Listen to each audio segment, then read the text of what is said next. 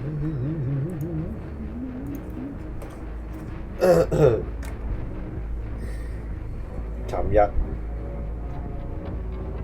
日講到咩？有疑點嘅，由於案發被捕超過3個月，假如歐陽炳強係新有市啊，應該大有機會走咗佬，唔使等咁耐。尋日講到呢度，好，而家你繼續講。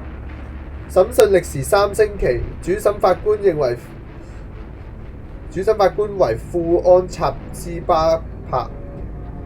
檢控官為賈達，被告就由林蕭華大律師代表，而陪審團由5男2女組成。呢一單案證件好多，達到200幾件，大部分都係男女無欄外套、衫褲、內衣褲等嘅物品，竟然足夠擺滿庭內3張12尺乘3尺嘅長台，而當中有20-30個細嘅禮盒，入面再有衣服纖維、被燒窿嘅恥毛同埋頭髮等，微細得一個黑黐都可以全部吹走。其他證物有電焊器、士巴拿、電線、鐵鋸，而其中一個較為有特別嘅證物就係一個特製嘅塑膠模特兒，捲曲咁放喺一個法庭入面一個電視機盒裏面，令人不寒而栗。控方陳詞稱，16歲嘅死者卞玉英1974年12月16號下晝6點半左右，位於跑馬地黃泥涌道嘅安美雪糕店入面借電話。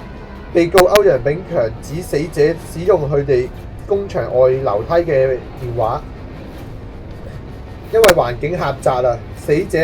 烏低身嗰陣時嘅動作誘人，令到歐陽炳強獸性大發，繼而侵犯。當死者高呼反抗嗰陣時被告用右前臂從後勒死死者。第一名控方證人係貝亞，佢向法庭解釋驗屍報告同埋科學鑑證嘅結果。驗屍報告指出，死者係俾人用右臂箍頸嚟勒死嘅，死亡時間係屍體被擺放前一晚嘅下晝6點半左右。死者仍係處女，乳頭被割，恥毛被電焊器燒過。從細胞反應嚟睇，死者係死後被切乳頭同埋遭到燒恥毛嘅。科學鑑證指出，死者身體同埋紙盒共有269項嘅纖維，其中有7項同被告嘅家中嘅衣物纖維係相同。死者頭上面嘅電線膠同黏喺死者手踭一張寫有微焊嘅白色貼紙，同埋工場所發現嘅物品嘅同類物品係近似嘅。此外，雪糕店嘅工場亦都發現死者嘅纖維毛髮。值得留意，黐喺死者手臂上寫有微焊嘅白色字條，同埋工場裏面發現同類嘅物品係近似。鑑證結果已經證明咗兩者有不同嘅類別。控方供詞有取巧之嫌，而且庭上面嘅證供亦都顯示，懷疑兇案現場係維修工場，只有2名工人負責寫未焊同埋收好等嘅字條。死者手踭上嘅未焊嘅字條並唔係2個人嘅筆跡。審訊繼續，證人逐一出庭，證物亦相繼呈堂。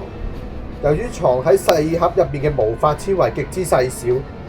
法官要求陪審員同埋庭內人士都唔好作深呼吸。呢一句話引嚟成個法庭都喺度大笑，算係呢一單案嚴肅之中比較輕鬆嘅一個小插曲。控方亦都傳咗初出茅廬嘅年輕法醫官蒙海強作證，喺辯方盤問佢嘅辯方盤問下，佢同意2點：一、死者最後死亡嘅時間可能延遲到16號嘅午夜12點；二、疑犯嘅啡色外套衣物纖維並非獨一無二。第一點對歐陽炳強係有利嘅。根據佢打卡嘅時間，佢下班嘅時間係下晝10點13分。假如兇手同埋死者喺佢離開雪糕店嗰陣時先入工場，將唔能夠指證歐陽炳強係兇手。第二點亦常為證明兇手可能係另有其人，但假如第一點成立，死者接觸到歐陽炳強門外或喺門外面嘅外套纖維都不足為奇，一切都係模棱兩可。直至審訊後期，突然有兩名少女聲稱見過報紙上嘅被告嘅容貌之後因而認得出呢個人曾經喺小輪上面用煙頭辣過其中一名少女嘅裙，亦都主動聯絡警方並要求出庭作證指證被告。認人手續單憑用相片嚟進行，警員向佢哋提供咗4張可疑人物嘅照片之中，竟然只有被告嗰個相片係彩色嘅。就算有呢一個咁嘅聲稱優待，其中一名少女仍未能完全肯定彩色照片中嘅歐陽炳強就係佢哋聲稱嘅喺小輪遇到嘅變態狂魔。辯方律師認為呢兩名從天而降嘅證人對呢一單案十分唔公平，同埋呢一單唔公平嘅認人手續作出抗議，但控辯雙方喺激辯之後兩名空降證人嘅證供最後都仍然被法庭接納。